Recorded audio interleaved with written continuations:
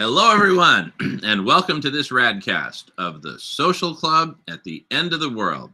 I'm here with my Queen Melionor. Hi, Jamin. Hi, everyone.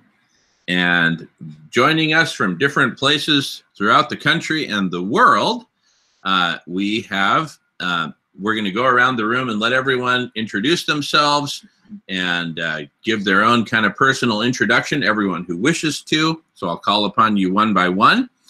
And then we'll go over the agenda right after that. Well, actually, I'll go over the agenda first. So first, personal updates, then an overview of the Catholic strategy and the essence of why we believe the Catholic strategy will be so successful. And then the next topic after that will be nuclear disarmament. But first, we're going to get personal updates from everyone who wishes to, starting with my brother, Adam. Adam, welcome, and take it away. Hey, everybody. Jamin, thank you for letting me on here and give me a chance to speak. So I've sent out about 30 letters and been doing some blogs and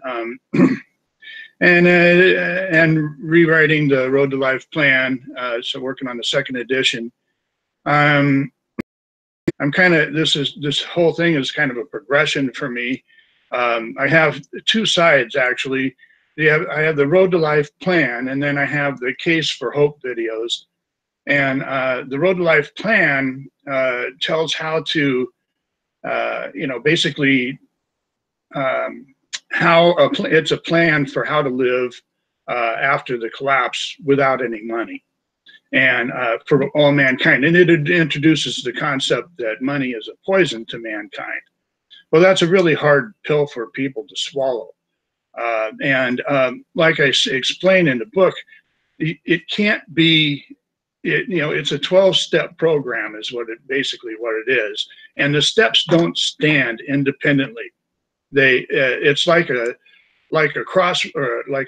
jigsaw puzzle. You have to have all the pieces in place in order for it to see the whole picture. So I'm running into a lot of people just see parts of it and then they dismiss it. And so it's really hard to get that message across. So I'm kind of trying to back off on that a little bit and promote the idea more the Case for Hope videos.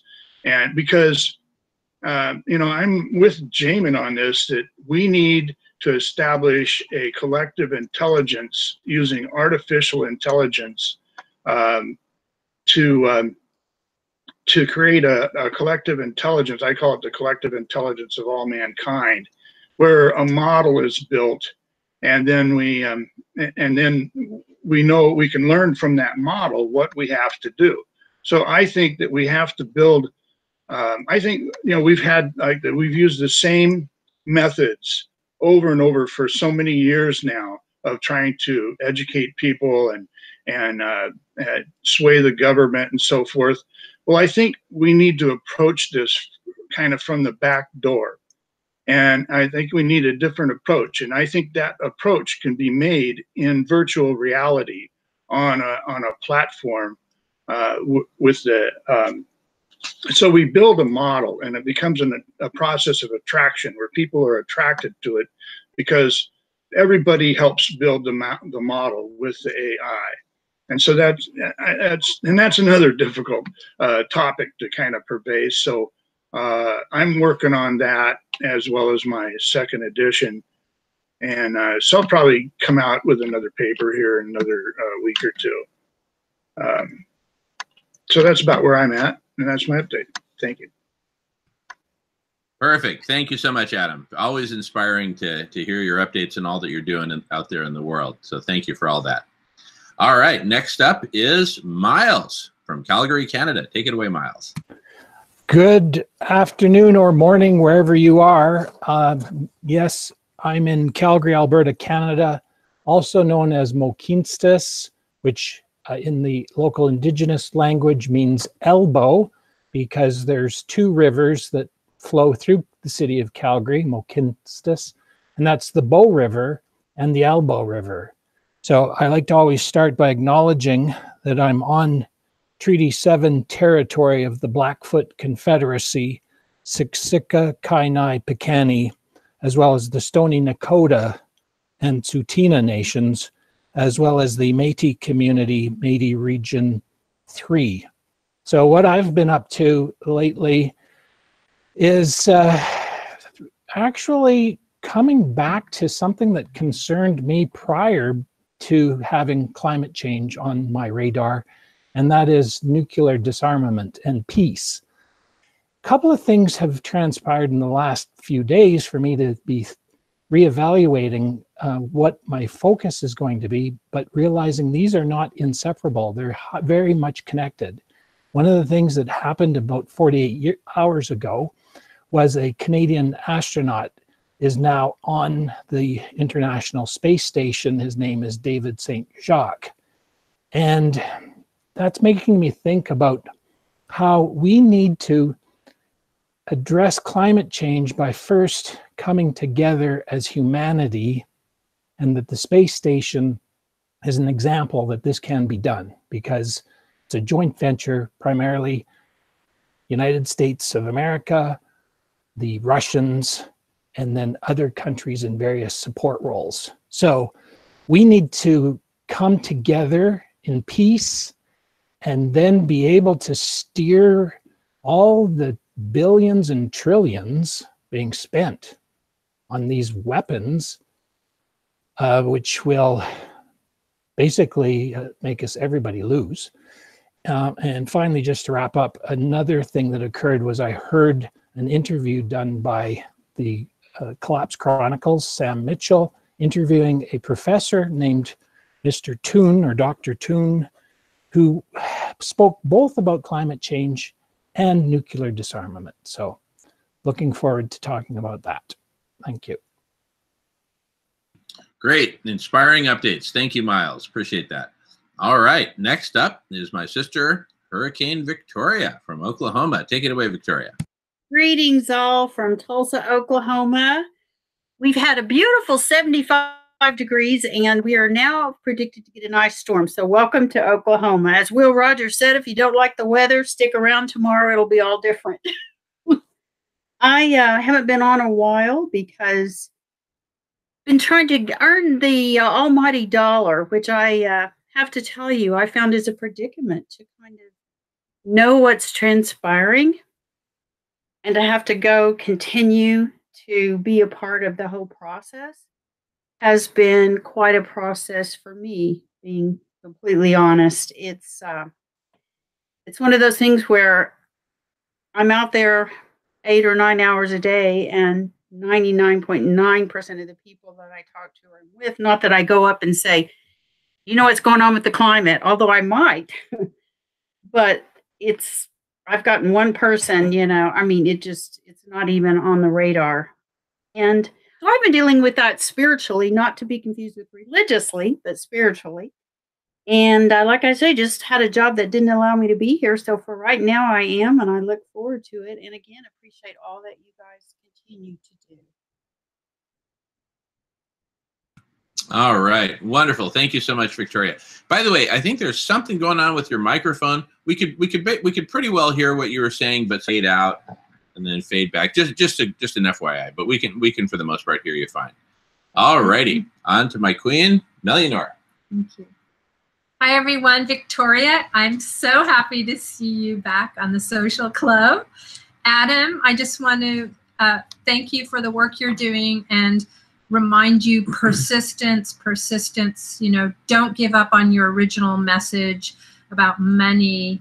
I know through my own art that in the beginning, nobody listened. Now I have people asking me when I stop posting things, where are your posts? Or they tell me how much it means to them. So I just wanted to inspire you that way. Miles, thanks for everything you're bringing here. My update is, sorry? Local. Oh, yeah. Thank you. Jamin just reminded me I wanted to honor the Coast Salish people, the Duwamish tribe, the Lummi tribe, the Tulalip tribes, all our local tribes. We are on Whidbey Island, which is also native land. So I wanted to say in Haida Hawa and in Tlingit Guneshish, which we honor them and thank them for allowing us to be here. And then on to my update, I'm actually going to say a joke, which I heard the other day. What did the killer whale say when he hit a wall? Damn. And that's what we got to take down. So I'm back up and on this again. I went to a talk a few days ago. It was a woman from Port Townsend. She's a lawyer. She's now an activist working for the environment as a lawyer, is doing a lot of work around the Snake River and the Columbia River dams, which we need to take the berms down off the Snake River in order to allow the Chinook salmon to go back to their ancestral spawning grounds. There are normally tens of thousands of king salmon, otherwise known as the Chinook, are known as king salmon, making those runs and going back to their spawning grounds. This year, 100 fish made it. That is a disaster. I'm kind of thinking I might want to rally a group with shovels and just symbolically go down to the Columbia River and the Snake River and just start digging the berms with shovels. So I'm thinking about that. But that's what I have to update right now. Thank you, guys. See you later. All righty. Thank you, sweetie. Now, my update, a few updates. Number one, just got back from Ohio. Was there for about almost 3 weeks, working with Jamie, who's normally on the social club, and hopefully he'll be joining shortly. Working on the Catholic strategy, which is our first major topic after the updates. Also, we've been getting very close to having the first version of the Radish platform launched for people to participate in collective intelligence, the first phase of collective intelligence, which is the conversational domain, which is exactly what we're doing here.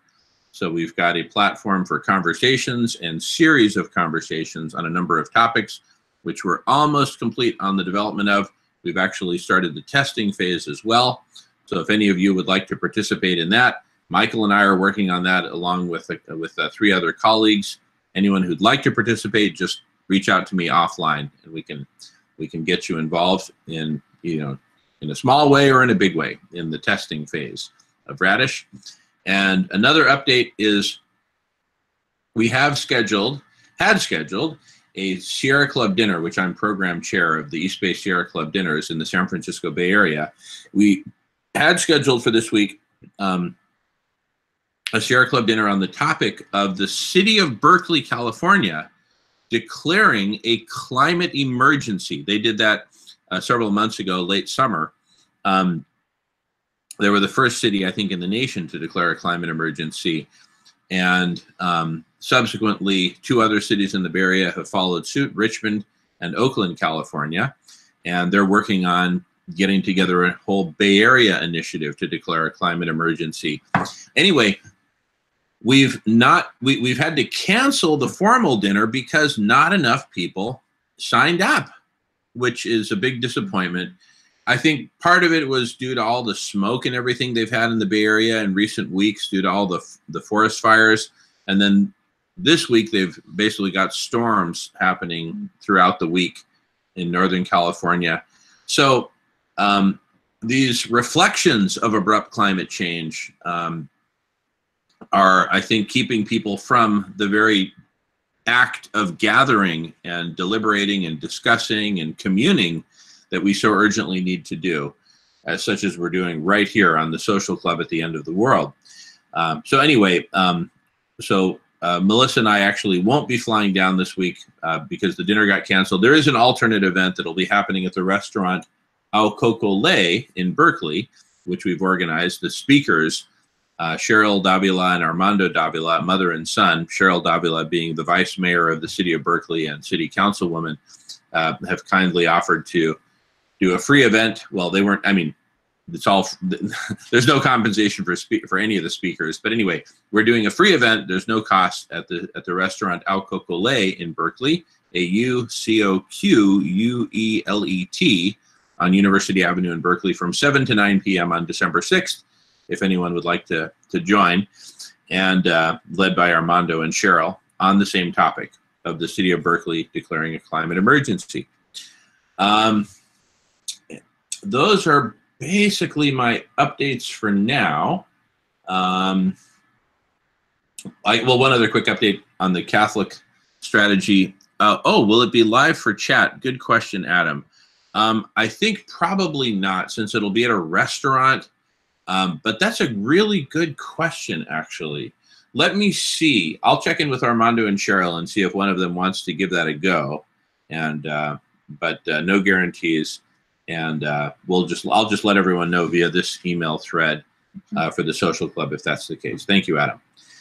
And then of course Melissa and I will be heading back to Ohio at the end of this month on December 29th to continue our good work there in preparation for our big meeting on January 8th with the Vicar General of the Cleveland Catholic Diocese. And that in turn is a good segue to our first topic, which is the Catholic strategy. So again, if you want to put yourself into the queue, just type in your name, or now would be a good time to let me know if you want to be speaking about this. I will give the overview. I didn't finish updates. Okay, so Adam, I think we actually gave everyone a chance to give an update. Not everyone volunteered to give an update, right? And so I think that's why you may be asking that question. So I think we're actually complete on the updates. Let me know if I'm mistaken, if I missed anyone. And now let's jump in to the first topic, which is an overview of the Catholic strategy and the essence of why we think it's going to be so successful. Okay, so the Catholic strategy is this. The context for it is that Pope Francis in 2015 published a book-length encyclical on climate change, the environment, and care for our common home called Laudato Si. And it's a really radical encyclical. It goes really deep into various topics related to the planet, Mother Earth, and her various facets, the biosphere, climate, etc., and people and the various needs of people, poverty, hunger, etc., etc. And Pope Francis looks at all of these problems related to planet and people holistically and lays out a vision for healing Mother Earth and healing humanity and,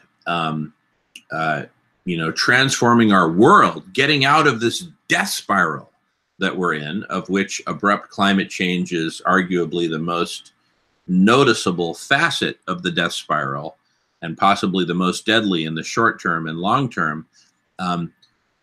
He presents a vision for getting out of the death spiral.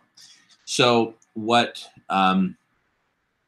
Jamie and I and a number of others, Melissa and the many others who have been participating in various ways, what we're all doing is we are presenting to the Catholic Church a strategy and plan for a roadmap to achieve the vision of Pope Francis laid out in the encyclical. And the essence of our argument is this. Pope Francis, through the encyclical, has presented a beautiful vision for how life on Earth can be, how we can transform life on Earth. But what's missing from the encyclical is a roadmap, a step-by-step roadmap of how we get from where we are today to achieving that vision. And we are presenting not a detailed roadmap, because we haven't developed a detailed roadmap. Rather, we are presenting the concept and the proposal of radical collective intelligence along the lines of what we're doing right here on the Social Club at the End of the World, but multiplied literally by a factor of several million, getting millions, eventually hundreds of millions, maybe even billions of people involved in this very process of coming together, collaborating, talking, discussing, debating, and ultimately co-creating all of the solutions that we need spanning multiple dimensions or facets of life, including but not limited to geoengineering, geoshading, forcibly cooling the planet using a number of technologies, both natural or quasi-natural, like spraying ocean water up into the lower atmosphere to create clouds to reflect sunlight away from planet Earth and cool it that way, all the way to more kind of high-tech applications of essentially achieving the same thing, reflecting more sunlight away to cool the planet, such as thin film reflective materials, or even, big structures out in space. So thin film reflective materials could either be at the surface or near the surface of the Earth, or suspended by blimps or towers, or even way out in space. Imagine shooting up massive coils of thin film reflective materials that can then be unfurled. Anyway, but the bottom line, by whatever means, reflect that sunlight back out into space and prevent it from this ongoing and accelerated overheating, which we're undergoing and have been undergoing for quite some time, thanks to all the greenhouse gases. So that's one facet of solutions that we need. And another is protecting the biosphere, protecting everything from rainforests and oceans from further destruction and contamination, and also cleanup and actual healing of ecosystems. So, for example, holistic land management is a whole set of practices and methods for healing land-based ecosystems, whether they're land that's been desertifying or land that has desertified, how to actually get it back to being a healthy, vibrant ecosystem that sequesters carbon from the air and attracts rainfall and moisture and whatnot, as well as solutions to our very human problems, such as poverty, homelessness, hunger, disease, et cetera, et cetera. So that's the essence of our strategy that we're proposing, is saying, hey, Catholic Church, please embrace the encyclical throughout the world and embrace collective intelligence as a way to build all of the solutions and all the pieces of the roadmap to get us from where we are today to this beautiful vision presented by Pope Francis in the encyclical. And we propose specifically that the Catholic Church prepare a world-changing Sunday Mass. Let's just use Easter Sunday as a proxy for the moment. So suppose that on January 8th, our meeting goes great, and they say, we love it, let's implement it, let's do this. Great, so we'll schedule a Sunday Mass especially for promoting the encyclical and promoting collective intelligence from all the faithful to come and join, and join local, working groups and study groups, parish by parish, as well as national and international groups to focus on specific solutions that need to be developed, such as geoshading, such as holistic land management, such as feeding the hungry, etc. And through the power of this collective intelligence, such as we're experiencing right now on the Social Club, we'll be able to collectively co-create all the solutions that we need. And I have to sneeze in a moment here and then get something. Oh, thank you, sweetie. And then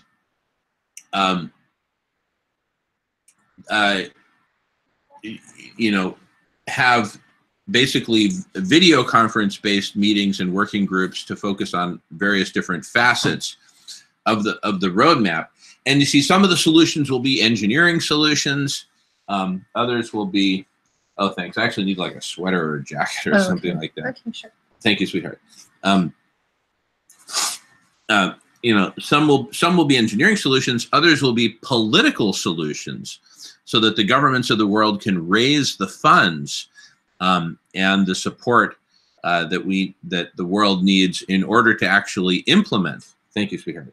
These these engineering solutions. And then to get these political solutions to be able to be viable, we need cultural solutions, solutions for transforming human culture from the culture of hoarding and individualism and nationalism to a culture of a world culture of humanity coming together, sharing, collaborating, breaking this pattern of individuality and getting onto a new track and a new pattern of collectivism and collective intelligence, collective action, etc. So now, why do we think this will be so successful? Remember, I talked about the essence of why we believe the Catholic strategy will be so successful. Let me get to the heart of it. The heart of it is this. Remember, like in World War II, for many years, there was all these brewings of problems in Europe and in Asia, you know, with Germany and Japan, notably, with their expansive, aggressive policies. And so, you know, these problems were brewing and brewing for many years. But there, in each of those cases, Europe and Asia, there was a moment when the world really got it, that this is war and this is world war. In Europe, I'm not a great historian, so I don't know whether it was the invasion of Poland or the annexing of Austria or the blitzkrieg through Holland and Belgium, but there was a moment when the world went from saying, you know, haha, okay, funny little man in Europe, you know, whatever, you know, that can be dealt with one way or another, to, oh my goodness, this is world war. In Asia, it was clearly Pearl Harbor was that moment. But in both cases, there was a moment when the world got that this is not just some little regional problem, but this is world war. There was a moment when the world got it.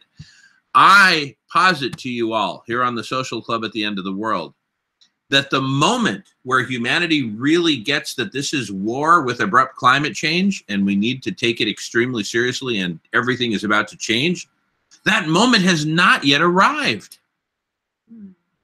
That's my thesis. That moment has not yet arrived. We get it, right? Just like there were people in Germany in 1931 who got that this was a major problem.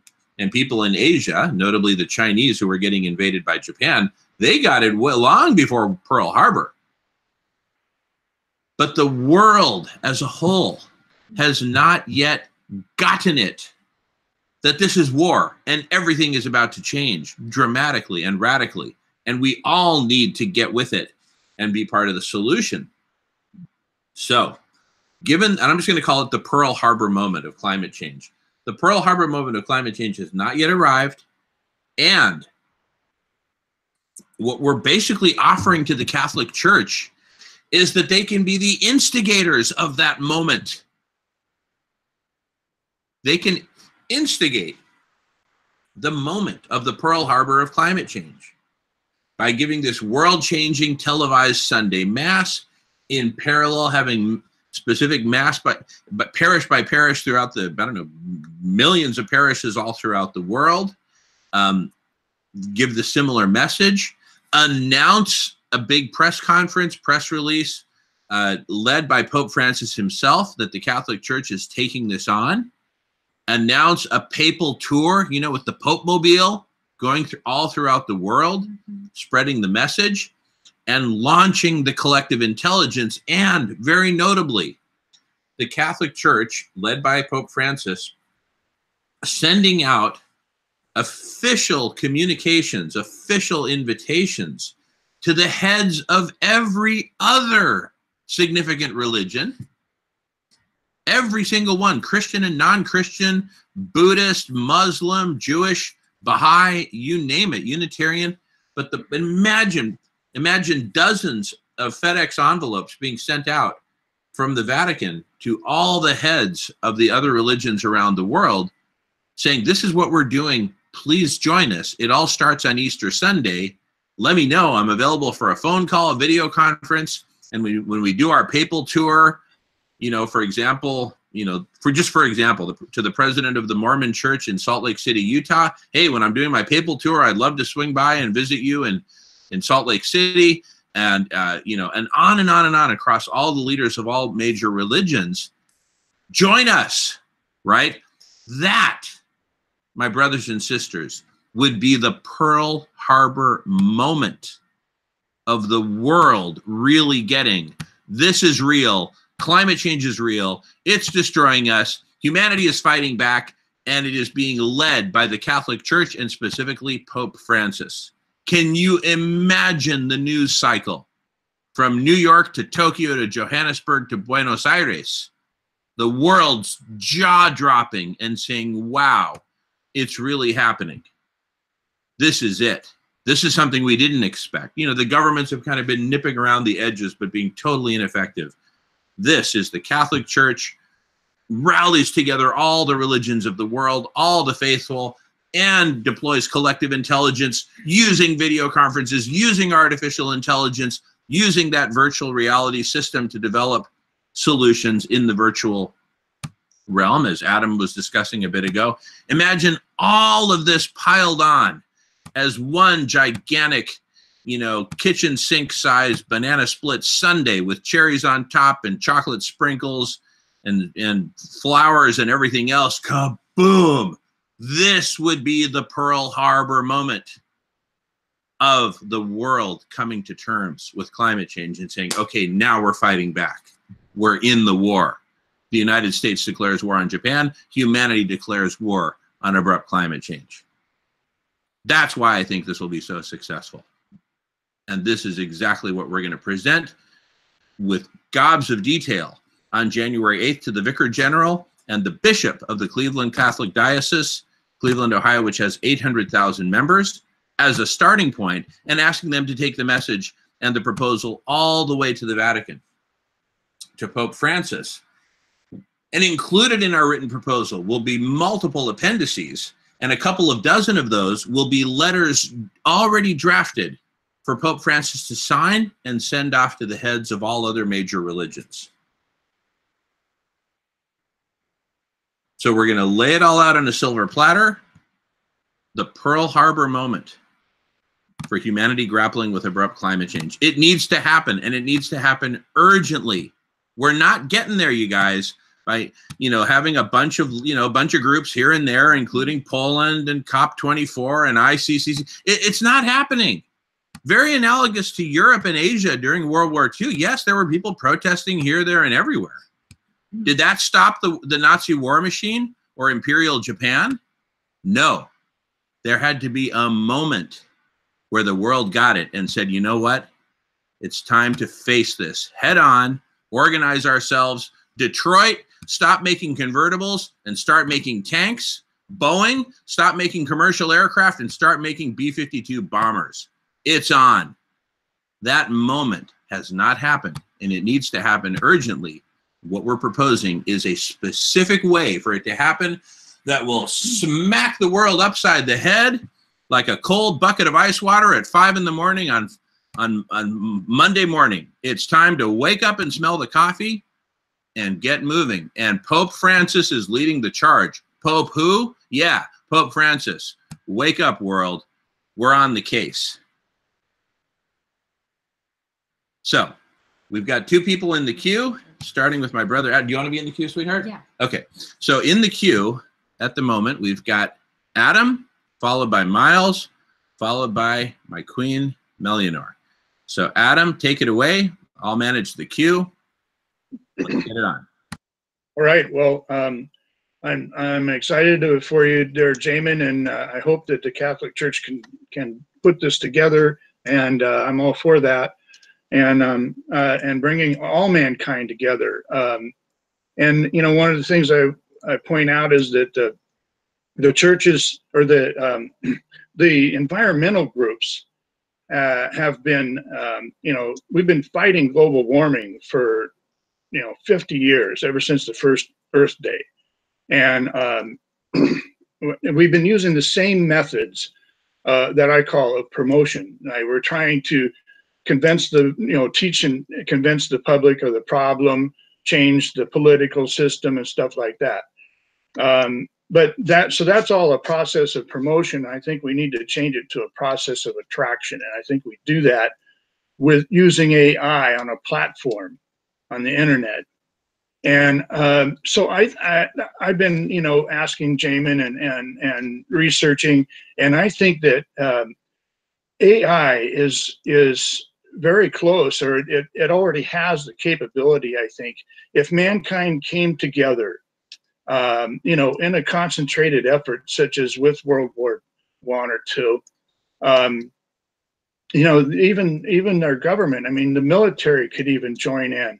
And we, instead of having one or two think tanks out there working on it, labs working on an AI platform, we could have, maybe 10 or 20 labs, and we could develop this AI to be what we need it to be.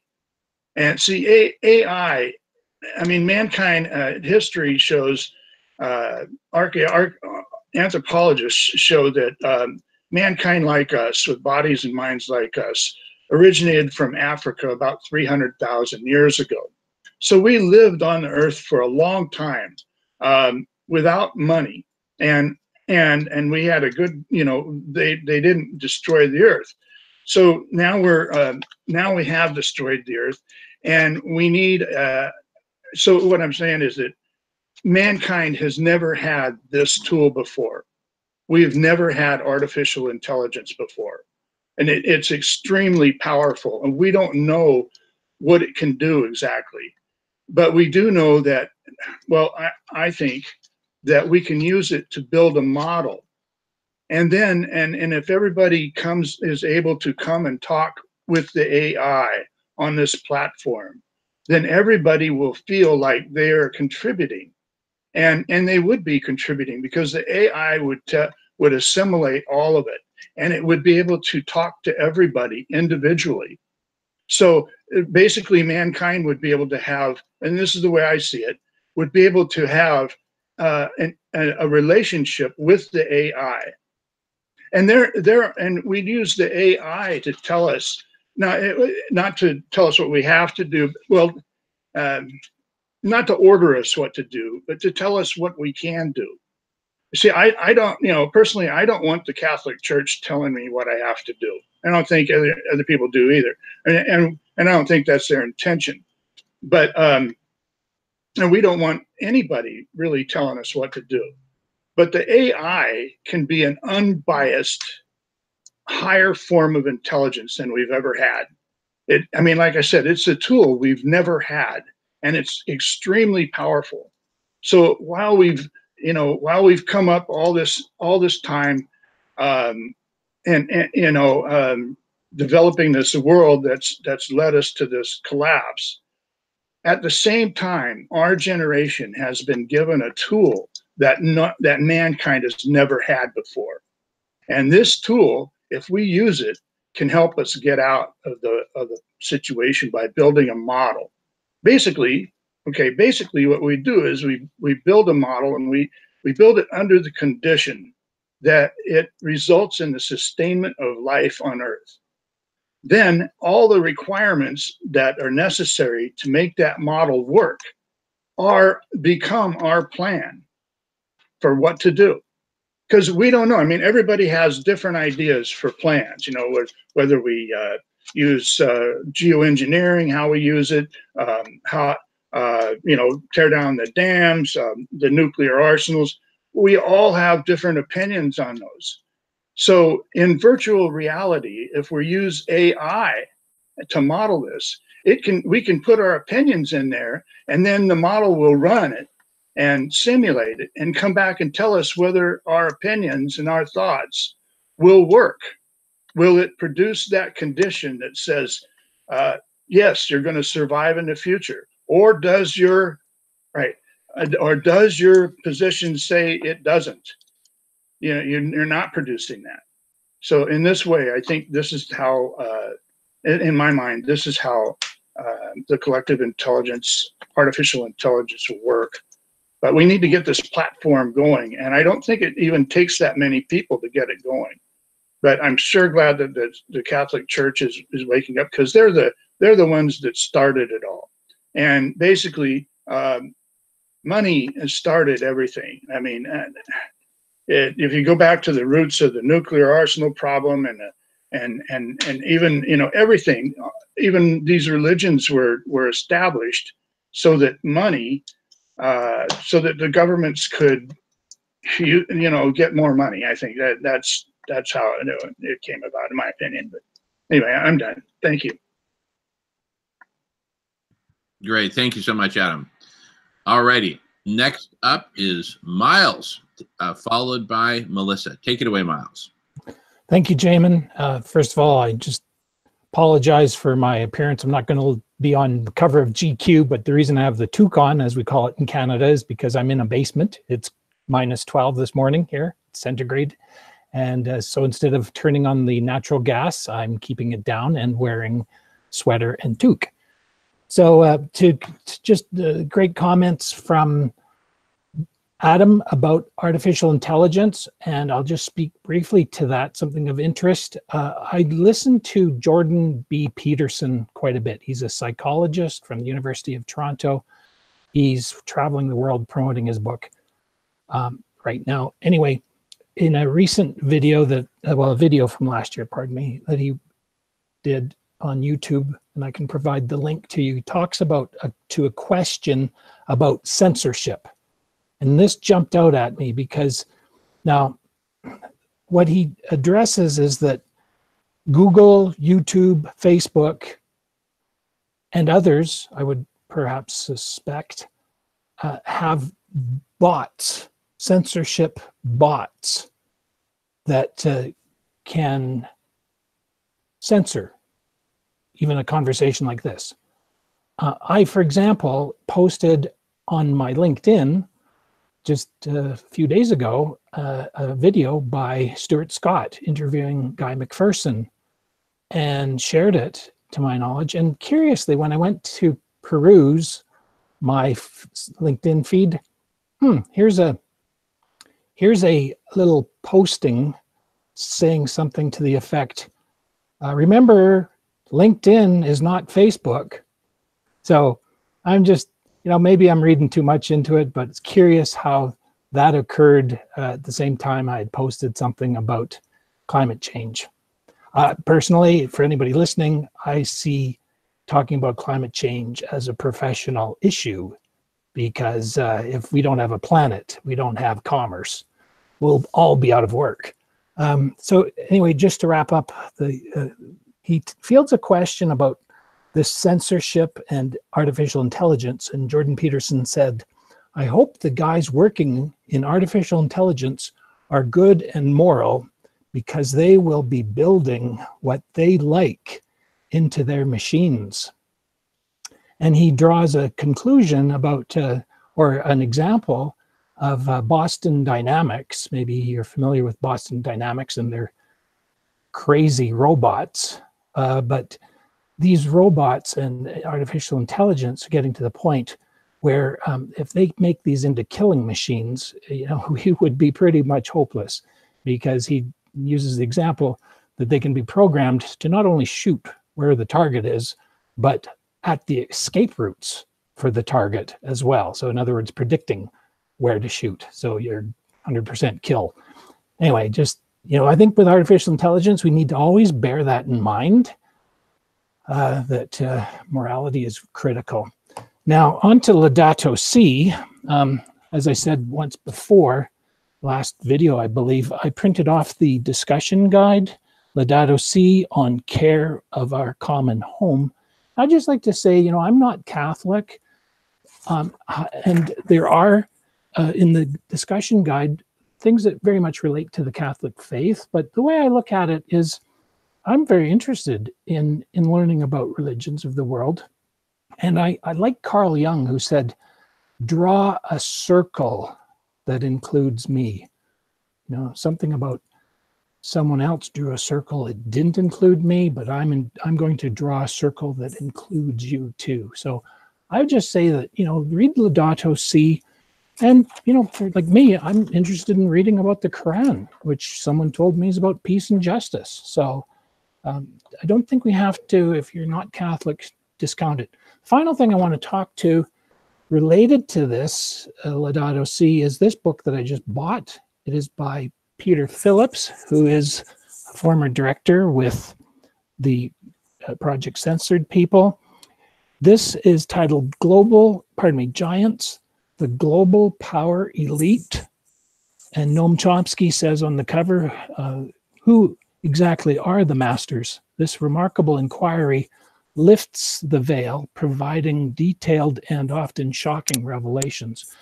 There's 329 individuals listed in this book. There is something from Pope Francis in it as well, where he is quoted, and I'll just read it quickly in my final minute here. Pope Francis, in a message to the World Economic Forum in January 2014, stressed the importance the various political and economic sectors have in promoting an inclusive approach that takes into consideration the dignity of every human person and the common good. I am referring to a concern that ought to shape every political and economic decision, but at times means to be little more than oversight or afterthought. He's talking about how global inequality is getting more and more out of hand. The mentions in the page previous, it's mentioned that in 2017, the global power elites steered more than $1 trillion into the personal coffers of the world's richest 500 people. Jeff Bezos, it says, is worth of 99.6 billion. It's now 150 billion. So this book is already out of date. Just wanted to put this on the radar for you, Jamin, because I'd suggest you get a copy of this and comb through it and find out who are Roman Catholics in this list of the global power elite. Thank you. Great stuff. Thank you, Miles. All right. Next in the queue is Queen Melianor, followed by Jamin. Take it away. Thank you. Yeah. So synchronicities at play here, Miles. I was just told about that book a couple of days ago by someone else. Thank you for bringing that back to our attention. Just going back to Jamin's discussion about the Laudato Si, I think the timing is really spot on. You were talking about this Pearl Harbor moment. I'm not sure that it hasn't already happened. I'm just going to turn our focus to Europe right now. That a few days ago, there was a climate protest in Brussels where 75,000 plus people turned up. And of course, there are a lot of activity happening in England right now with this Extinction Revolutionary group who are blocking bridges and constantly taking action. Also seeing people more and more taking action around us here in the Northwest. And I'm also finding that people are starting to talk a lot more about taboo subjects such as abrupt climate change. And this seems to be happening more rapidly. That's not to say that people are waking up fast enough or in big enough numbers, of course. And so what I wanted to kind of shift over to is this idea of telling a new story. And really within telling this new story, which we are part of, is watching our language so that we don't continue perpetuating old language and context for that language, such as mankind. We are humankind because, of course, women who've been suppressed for a very long time are part of the story, and the power needs to shift back now into the divine feminine. So I just wanted to remind us of that. That also in the way we approach the Laudato Si, I think we can start looking at power in a new way where it's a circular thing and not a hierarchical thing. There are lots of things we can do there. And actually, I had an idea to thank you, Miles, you reminded me I wanted to do this, is to take the Laudato Si and I want to create the Laudato She, pun intended, so S-H-E, and really wanted to translate his good thoughts and intentions into a different language, which is the language I speak, which is coming from many different cultures that I've lived amongst, namely the First Nations people, so that it can be translated over in a way that's not so Catholic oriented. Even though I was baptized Catholic, I'm not a practicing Catholic. And I thought that could be a really interesting thing to do, and I will do that. And then I will maybe send it to all of you if you want to read it and see the art that comes out of that. So I will leave it with that. Thank you. Very good. Thank you, sweetie. All right. So wanted to touch on a few points. One is, so Adam, you talked quite a bit about AI and radical collective intelligence. So what, that's one of the big things that we're promoting to the Catholic Church in our proposal, is that we implement radical collective intelligence, which, just to get clear for everyone, is a mashup between AI and collective human intelligence, the two of them together. And I sometimes use a metaphor of reinforced concrete. That's concrete that has rebar in it, right? Reinforced concrete has far greater strength to cost ratio than either concrete alone, absent rebar, absent steel, or steel alone, absent concrete. Put the two together, it's chocolate and peanut butter. Better together, you get way more effectiveness by combining the two than having one or the other acting alone. So artificial intelligence, extremely powerful technology, but to date, it's only been utilized in very limited domains because it doesn't have the flexibility, the plasticity, the holographic thinking capability, or the collective intelligence capabilities that humanity has. So in the world of intelligence, humanity is still very much at the table. It's been predicted that, by 2030, AI will surpass human intelligence and basically leave us in the dust. That may well be, but it ain't the case today. Humans are still very much at the table when it comes to intelligence. So back to reinforced concrete, better together, right? And so specifically what radical collective intelligence proposes is that, imagine you've got, literally millions of conversations like this one happening all around the world. This is somewhat of a general conversation about the world's problems and the solutions that we need to come up with. But, imagine there will also be very specific ones focusing on exactly how do we end hunger, exactly how do we transform agriculture and heal the land masses, exactly how do we clean up the oceans, how do we do geoshading, how do we transform politics, how do we transform culture. So imagine we've got, hundreds of thousands or even millions of conversations happening in parallel. How would artificial intelligence be the rebar that would connect with that massive concrete of all these conversations? Here, let me just give you some examples.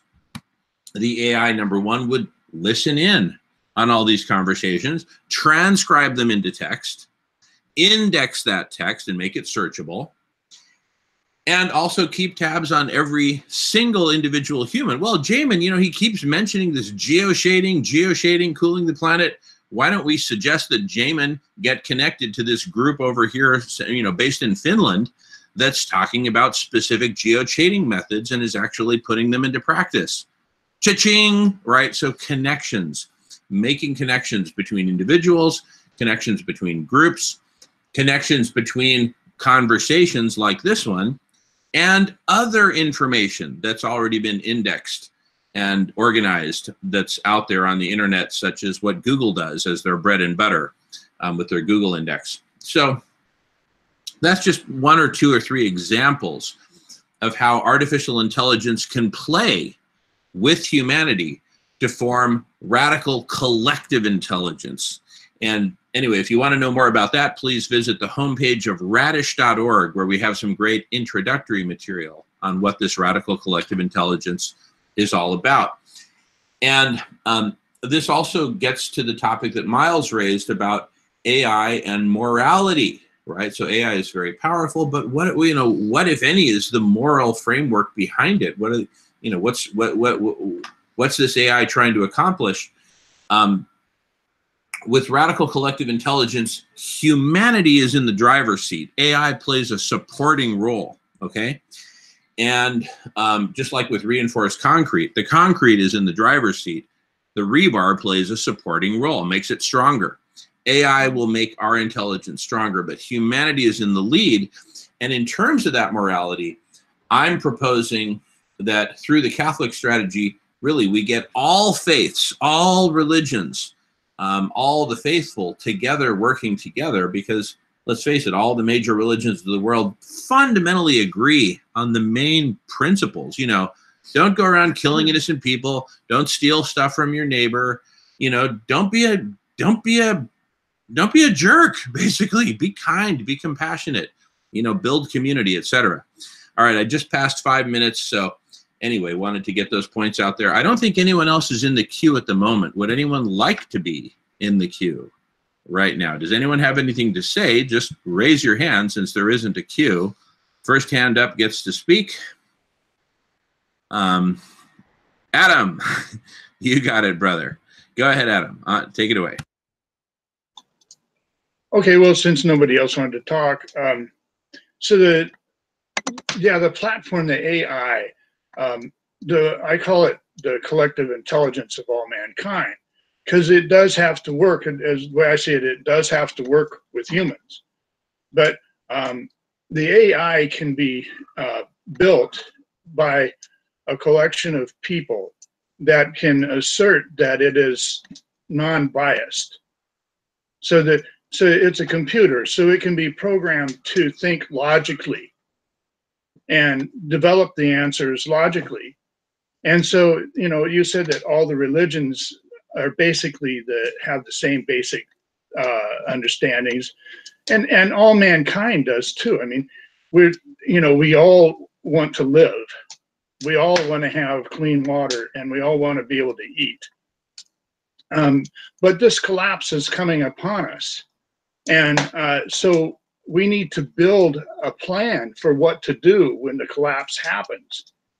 If we start building this in this virtual reality platform, utilizing artificial intelligence, we can fill in all those details that tell us how to restart the generators, how to get things going again when the lights go out. You know, and another thing about this platform, if it's built privately with private money and advertising is not used, then the influence from that advertising stuff will not influence the outcome.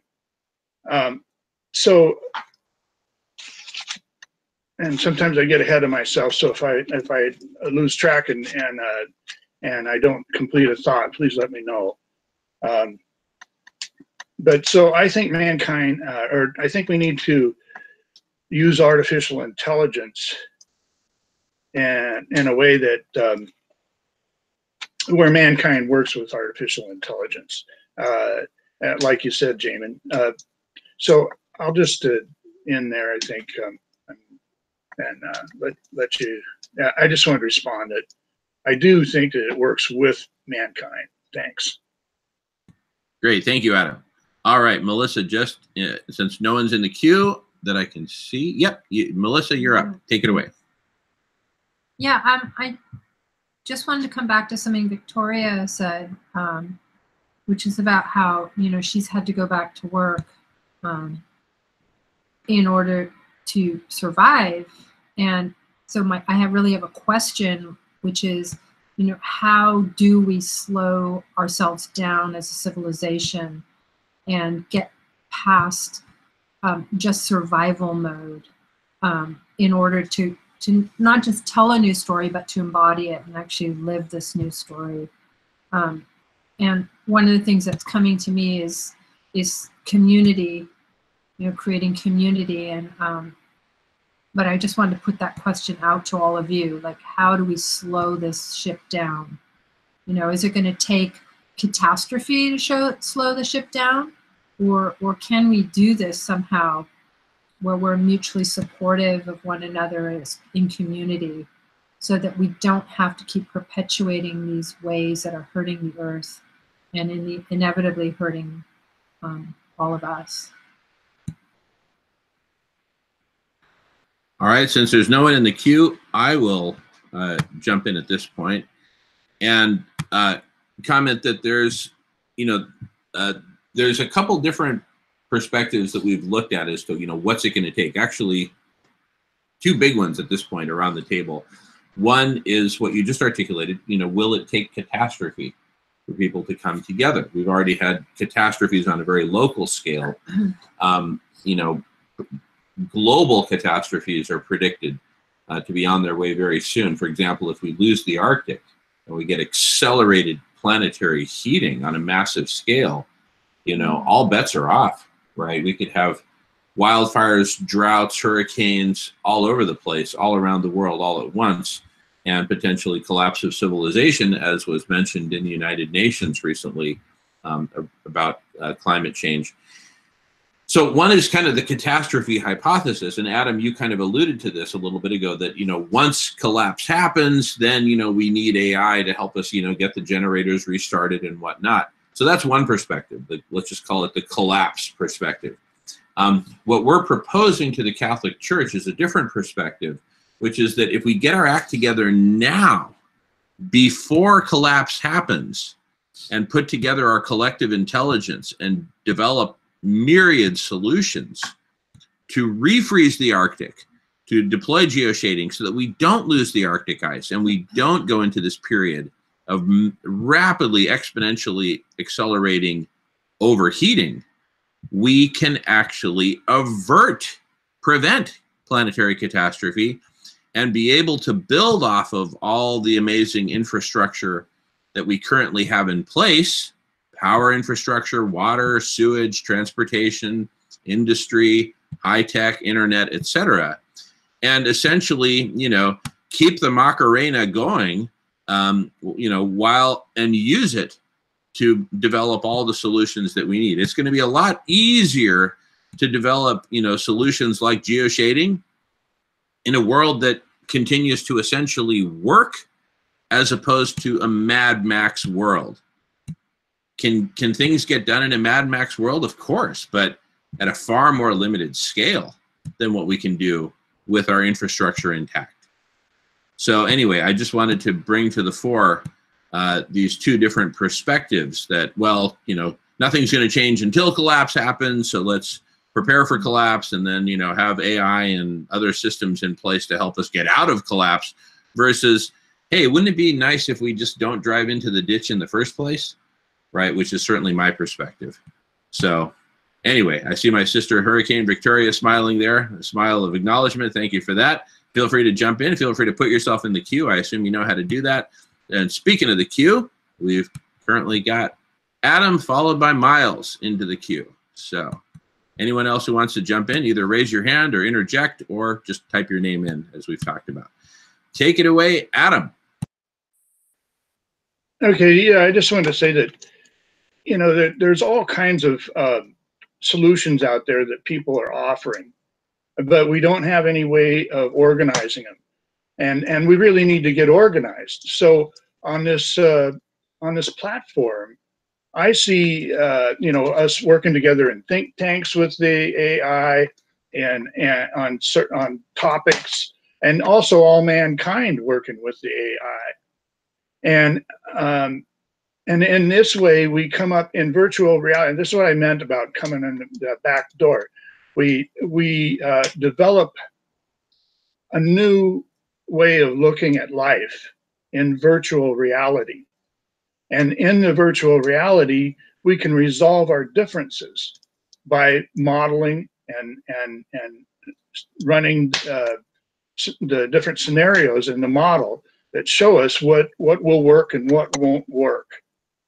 And that way, it comes back and tells us what we need to do. And we develop this in virtual reality, and it becomes like a treasure to mankind, because it gives us the answers. And also, I think if we use our young people, and somebody before was asking how would we use our young people, well, our young people, you know, the teenagers of today, they're more skilled in this technology than most people.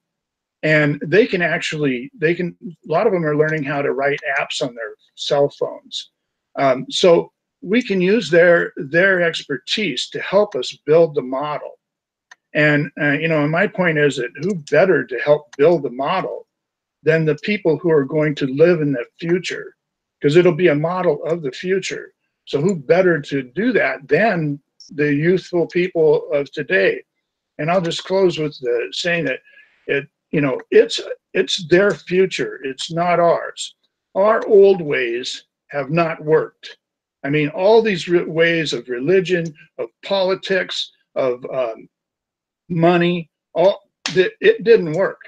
And I look back on history and I see our hunter and gatherer ancestors lived here for 300,000 years. And yeah, we may call them Stone Age, but their way worked and ours doesn't. And when I hear that, you know, we need to go back to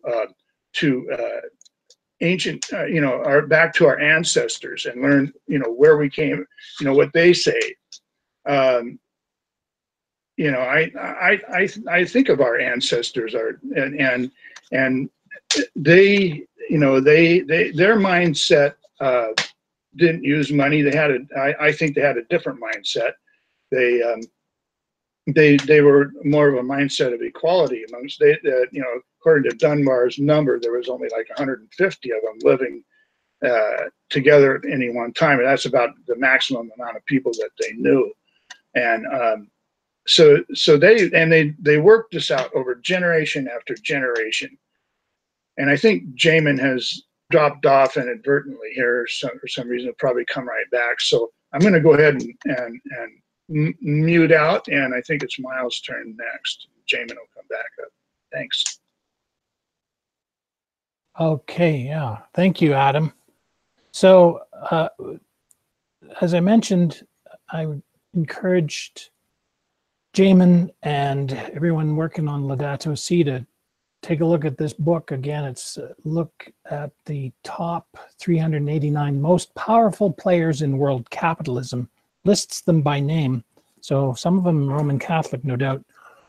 And it occurred to me another group that he could connect with is this group called Pace e Bene.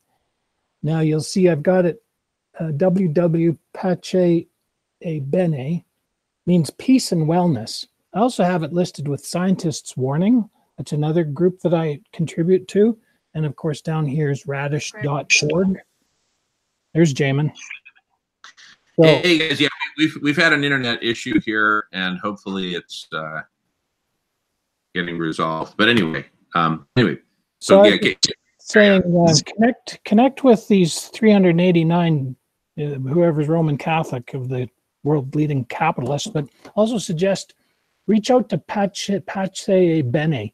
That is it's a group of faith and the willing, as Jamie likes to say. I like that.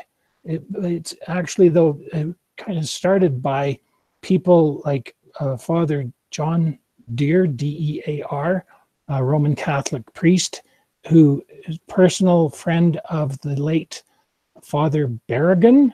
Some of you know Father Berrigan, perhaps.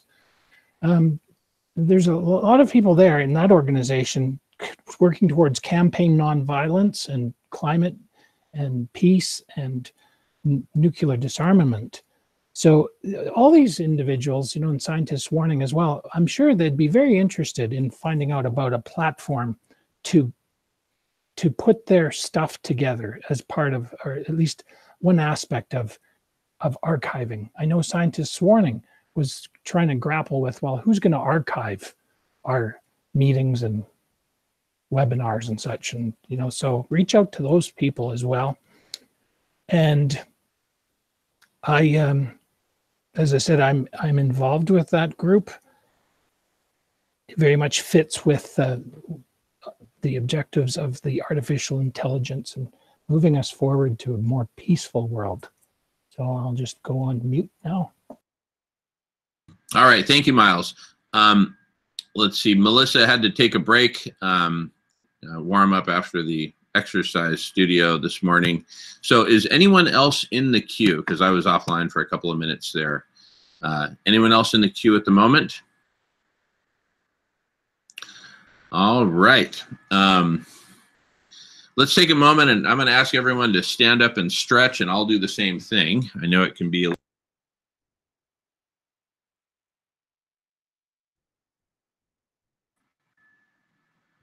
Okay, can everyone hear me? All right, good. Looks like I'm back. All right. Anyway, I'm going to. Looks like there's two of me now, which is kind of weird, but that's okay. I guess better two than none. Anyway, I'm just going to ask everyone to take a stand up and stretch break. Everyone stand up and stretch. So we can come on, everybody. I want to see everyone's belly button. There we go. All right, thank you. Thank you. Everyone stretch. Ugh. Okay, thank you, Miles, Uncle Frank, Adam. Okay, good. So, you know, we've been talking a lot about the technology aspects of this. If you want to be in the queue, just queue yourself up one way or another, or just jump in. But you know, I want to get back to kind of the core human part, because if we're going to create this amazing, you know, radical collective intelligence, including artificial intelligence, it's going to take humans deciding that that's what we want to do, and that's what we're committed to doing, right? You know, and we're running out of time here.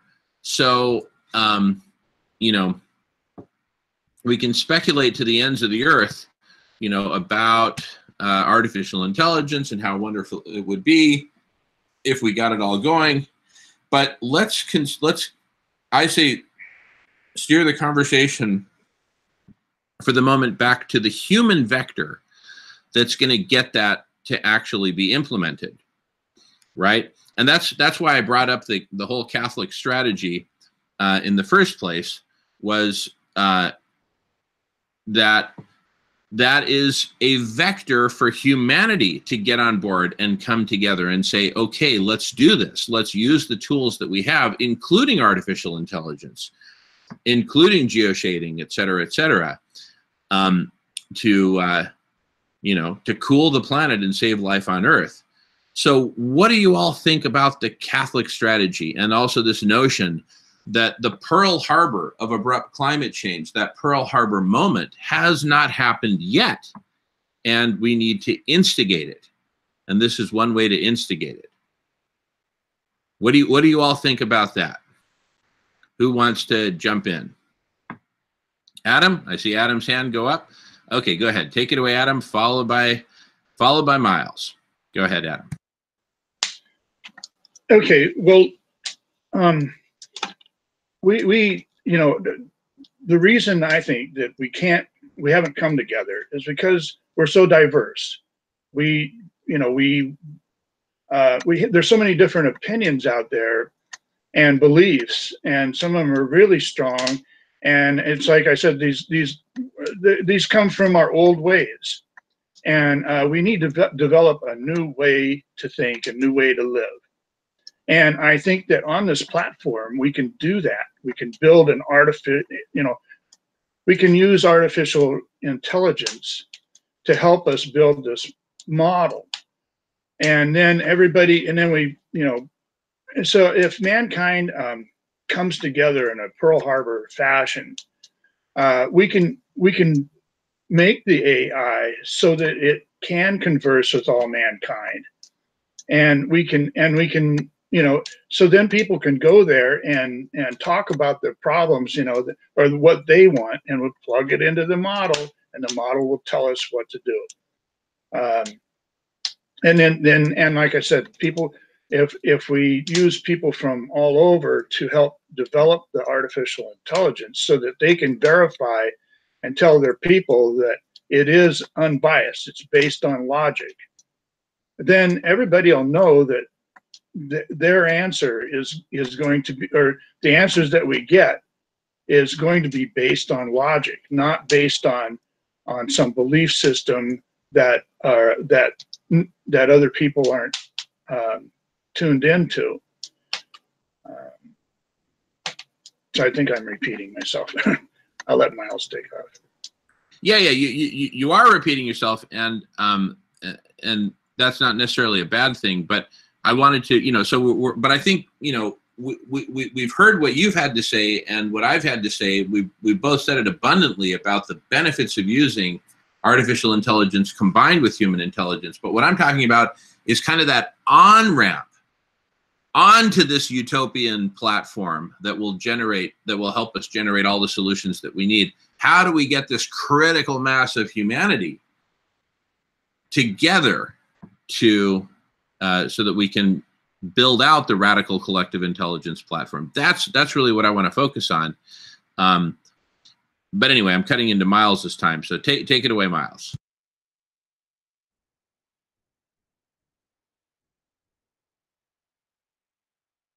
And Miles, you're on mute. So go ahead and unmute, and then Victoria is after Miles in the queue. Thank you, Jamin. I thought I had clicked the button, but obviously I didn't. So I'll try to say something that's not going to be repeating myself or anything else that was said to date, but to address the conversation of, how do you attend to all these different beliefs? I think we need to really spend some time on that. And I've been doing that as well, insofar as listening to thought leaders on the subject. So there is this concept that Jordan B. Peterson talks about. In fact, I just watched a video of his today. He's the psychologist, University of Toronto. The title of the broadcast is Identity Politics and the Marxist Lie of White Privilege. So Jordan Peterson, very intelligent man, and he does say it was things like identity politics is damaging, and that we do have to come together. However, I think one of the things I'd like to ask him about is the fact that we do have certain identities here in Canada, for example, that are protected. So in other words, in our Charter of Rights, it's illegal to discriminate on the basis of certain identities. And one of them is religion. One of them is race, color, ethnicity, creed, disability even, and sexual orientation. And in addition to that, we have treaties with First Nations. There's about 60 Indigenous languages in Canada. There's probably 60 down in the United States, or maybe even more. So I think we have to just embrace that there are these different beliefs and then come to, well, what's the common value? Where do we all agree? And that's what you were speaking to, Jamin, that we'll find common values to talk about. Here's something I'd like to present towards this. And it's something you all can consider as well. I'm part of a Calgary Alliance for the Common Good. It's my binder. And in this binder, I have that discussion guide on Laudato Si. The cover of the binder has reconciliation pledges, because the reason I'm at this Calgary Alliance for the Common Good, this multi-faith and even trade unions and corporations, anybody, any organization, enterprise can join the Common Good, is because I'm part of a particular focus they have right now, Indigenous reconciliation. And so I've made a pledge. I pledged actually as a group. And if you'll allow me just to read this, because it's something you can consider too, with respect to how do we move this forward, as Jamin's asking, related to people. All right, so the first pledge, number 1, are we willing to continue to listen to Indigenous voices in Calgary and educate ourselves about the fullness of our history and what is needed for reconciliation? Now you, wherever you are, you could take Calgary out, cross that, strike that, put your own location in there. Second pledge, are we willing to continue to build relationships with Indigenous people in our area? 3, based on what we hear and rooted in the relationships we develop, are we willing to act to continue to advance reconciliation between Indigenous and non-Indigenous people? Saving the climate is an obligation I have being on Treaty 7, because in that treaty from 1877, it says we will preserve for those Indigenous people till the sun no longer shines and the rivers no longer flow, their environment. Well, global transnational capitalism has given us a lot of great benefits. I'm talking to you on this fantastic Chromebook, just recently purchased. Not very expensive. But at the same time, did I actually pay for the environmental costs that this thing actually had, the impacts? We were externalizing. We've been externalizing the cost of carbon since 1965. The American Petroleum Institute president himself presented, our product is going to destroy the climate. That was in 1965. So we have been externalizing the cost of carbon for decades, almost my entire life and your entire life. So I'm just going to wrap up, because why do I bring this in? Because in a previous video, I talked about how Chief Lee Crowchild wanted us to talk wolf. And I said I would provide a video about this concept of talking wolf, but that's a privileged type of ceremony. However, in his talking wolf about people like myself and yourself, settlers who've come to North America in the last few generations, he asked in this process of talking wolf, have you done enough apologizing without a plan? I'll repeat that. Have you done enough apologizing without a plan? What we're talking about here today can be part of that plan. His second question in this process of talking wolf, are you ready to move forward? And what are you ready to do? And that's, connects to the Laudato Si, because in that Laudato Si, Pope Francis does talk about the need to make amends with what we've done to Indigenous people in Turtle Island, North America, and South America. So thank you for that opportunity. Beautiful. Thank you, Miles. Up next is in the queue is Victoria, followed by Jamin. Take it away, my sister, Hurricane Victoria. I hope you can hear me. I'm not sure what's going on with the internet today. It's going on and off, but at any rate, to your question, Jamin, what do you want to know about the Catholic Church idea? I think it's excellent. At this point, I think we have to do whatever we think might get the attention to perhaps have that moment of realization, that Pearl Harbor moment, come sooner rather than later, so that we can focus energy on it. As you know, you and I have spoken.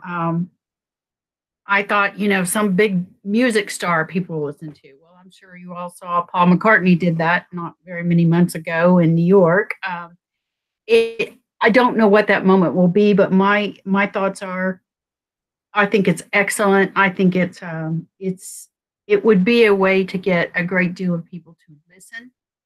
And that's, I think, what we're still trying to get. So thanks for the efforts very much. Thank you, sister. Appreciate that.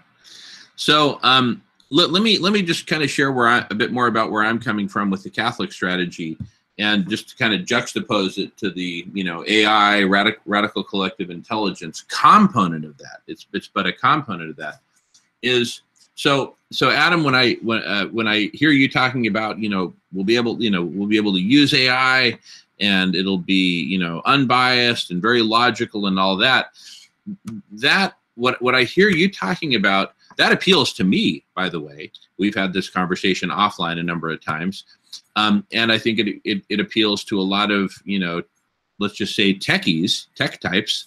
But I don't think that right out of the gate is going to appeal to the vast majority of humanity that's not so technically oriented, you know, partly because they lack the training and, you know, frankly, the culture of high tech, et cetera.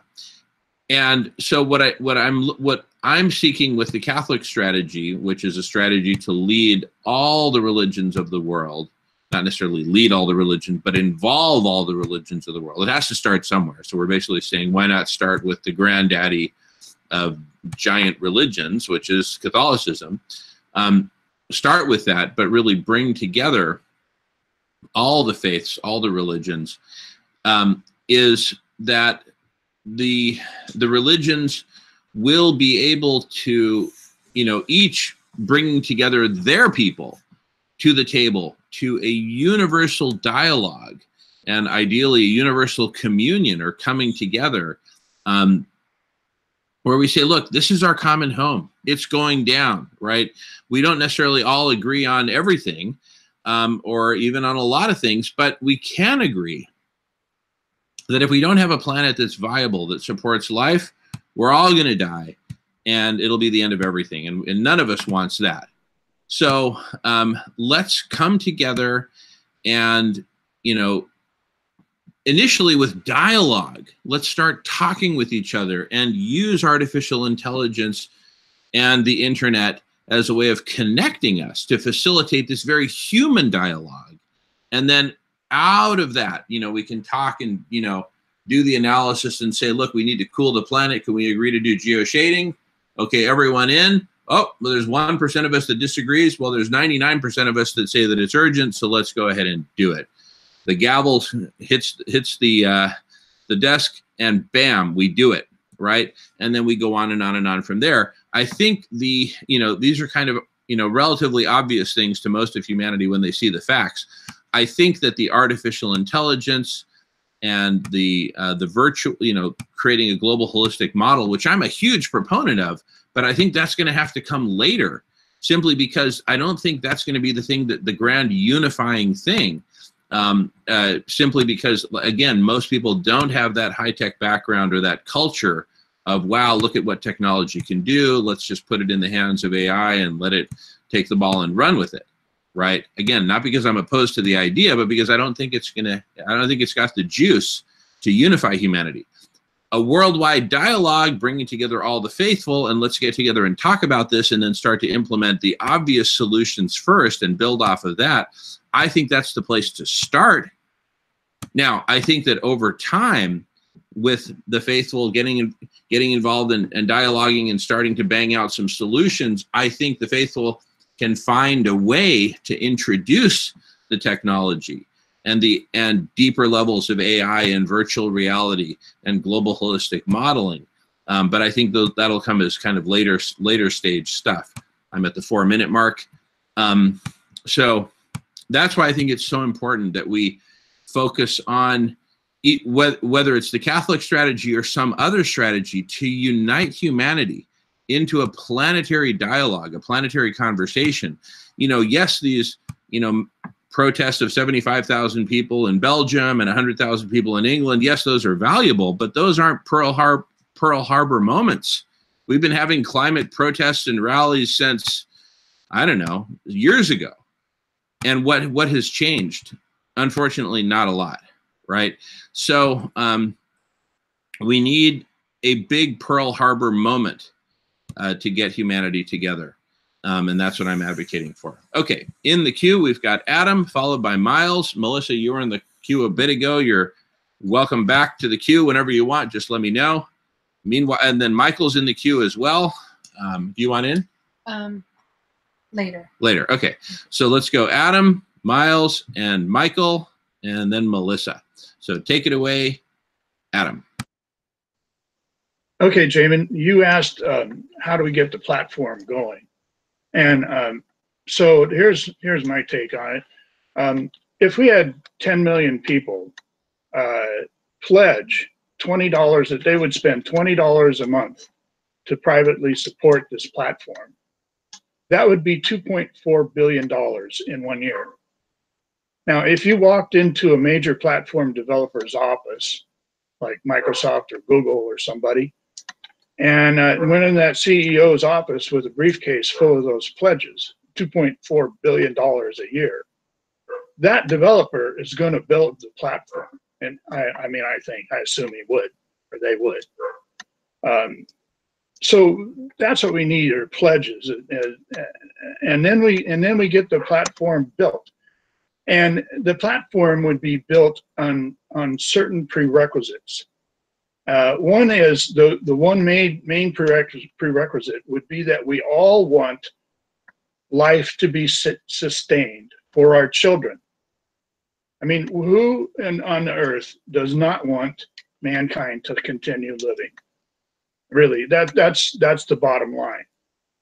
So and the AI, if we have it build a model that we input into, we all put input into, that model can tell us, what we need to do, and be unbiased when it does it.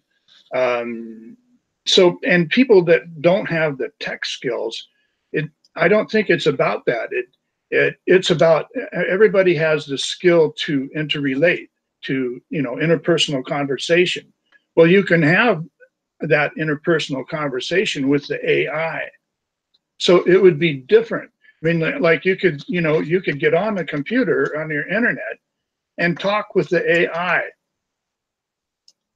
That's the way I see it. If that technology is not available, which I hear that from what my understanding is that it is either available or it is so close that if we did the Pearl Harbor maneuver and we got everybody together and we had 10 or 20 labs instead of 1 or 2 working on it, that technology is very close. So if we create this, if we build this world in artificial reality and virtual reality, all of a sudden, it's going to become our plan for our set of plans for life. So then it'll give us hope, because we won't have, everybody worries about the day of collapse. What are we going to do? Well, the plan would tell us what to do, for one thing, and it would tell us the mindset that we need to have to live, to continue living on the earth, because we're going to have to tell our children how to go, which way to go. Well, our children are from all different backgrounds. So we can't tell them, well, go follow the Catholic way, or go follow the indigenous people's way, or go follow the divine feminine way, or any way. All we can tell them really is to follow, look, this is what the model tells us. And the prerequisite is that we want our children to live. So if we follow your way, the model says it's not going to work. Or different renditions, different formulations of different plans. The model tells us what would work best. Then it's our decision which one to choose, which paths to choose. But it'll tell us if we're going to choose that path. Okay, well, that path results in life not being sustained, or that path results in life being sustained. So I think we can build this in virtual reality, and I'm repeating myself, so I'll cut out here. All right, thank you, Adam. So up next is Miles, followed by Michael, followed by Melissa. And when we get to Melissa, I'm going to have to duck out because I got to take a nap for my own wellness, other meetings later today. But anyway, take it away. Miles, followed by Michael, followed by Melissa. Yeah, okay. One thing that I just wanted to throw into the mix, and perhaps it'll be an agenda item for when Daniel is on with us, since he's a psychologist. But I'd like to have a back and forth about whether or not civil disobedience is needed or civil obedience is needed. Now, there's an interesting back and forth if you go to Stuart Scott's videos at the United Faith and Science Planetary YouTube channel. United Planetary Faith and Science Initiative, scientists.warning. He has a bit of a back and forth in video 2 with Guy McPherson. And the point that Stuart Scott makes is that he feels that we have to have civil disobedience now, such as we're seeing happening in Europe. And Guy McPherson, you can see that he isn't endorsing that. And I also don't endorse civil disobedience. I think the strategy is civil obedience. And this is what our platform, your Radish platform could also emphasize, is that we're going to be the best citizens there are. We're going to be the best, if you're Roman Catholic, their best Roman Catholic citizen there is. Do you see what I'm getting at? Because instead of going out and even marching, and you may say, well, you're just marching, but those can easily spin into a, an event where there's vandalism or injury because it just takes a few instigators, right? If we actually said, this is all about being the best citizens, we're upholding, in your case, the United States Constitution to its fullest. We're holding these representatives, our representatives, to be attentive to us as obedient citizens. That would be very powerful. This artificial radical collective intelligence can actually be that positive force. Anyway. Good stuff, Miles. Thank you. It's Michael's up next, followed by Melissa. Take it away, Michael. So going back to the Catholic strategy, I think that was something you wanted some feedback about. I have not 2 points so much as 2 propositions, just leave out there for discussion if anybody has something to say. One is your Pearl Harbor analogy. I think that's something of a false analogy to say that, whether it's the Catholic Church or anybody else coming out and doing or saying something, that would constitute a Pearl Harbor moment. Rather, I think the equivalent would be something along the lines of a natural disaster that has to do with climate change.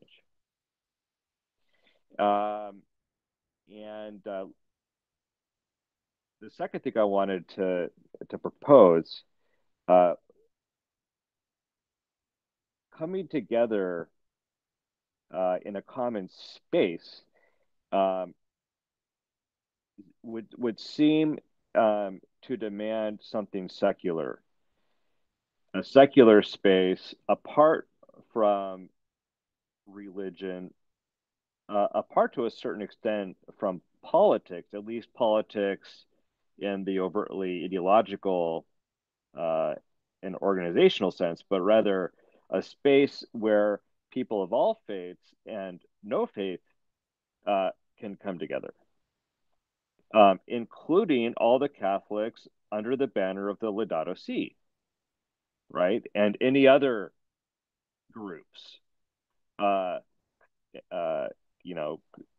coming together to have conversations about this, online and in person, so that the Laudato Si becomes a way to reach out to the Catholics, but not so much so that then other faiths and the non-religious follow the Catholics, but rather the Catholics come to the secular space where all can have their say. So anyway, I just wanted to put out those 2 propositions. Good stuff, Michael. All right, really good points. I'm gonna turn it over to Melissa. And Sweetie, when you're done talking, if you don't mind muting, you know how to do that? Okay, that'd be great. I'm going to go take a nap for my own wellness. I got to duck out for now, but yeah, I'm going to need to duck out as well. So all right. Well, those who stay can rock on, and we'll see you all very soon. All right. Thanks so much. Turning it over to my queen. Thank you. Love you See you soon. later. See you soon. I'm going to just be really quick. And yeah, I really liked what Michael said. That's something that came to my mind as well about civil disobedience or obedience.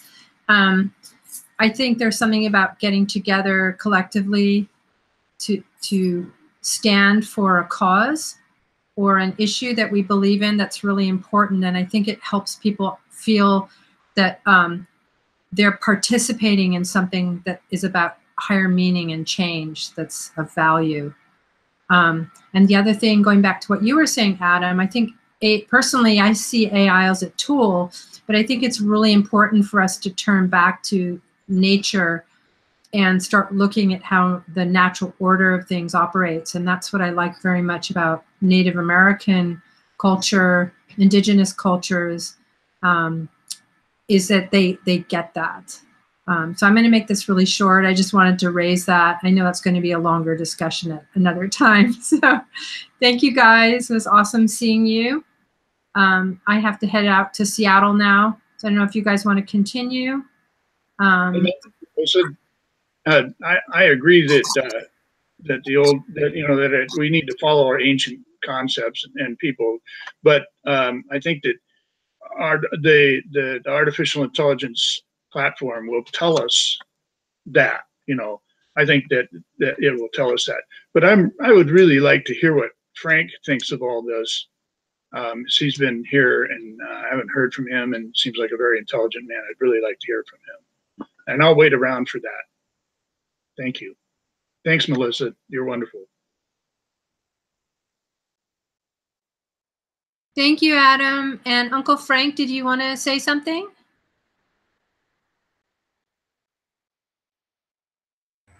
Well, at the moment, no, I've been absorbing what's been said, but in terms of AI and such concepts, I really have to understand much more about what particular, to me, it must have many branches to it.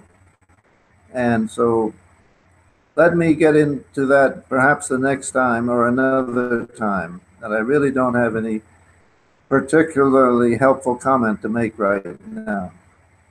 But I'm glad that Adam has stirred up that aspect of the conversation. Great. So thank you for that. Good. Yeah. Does anyone need to say anything else before we end this wonderful conversation? I'll just say thanks again. Look forward to seeing everybody next week. Take care. Great. Thanks, Miles. See you guys next week. Blessings. All right. Thank all of you. And thank you. Good day for now. See you later. Well, that ends this broadcast. Thank you all for joining us, and we'll see you next week.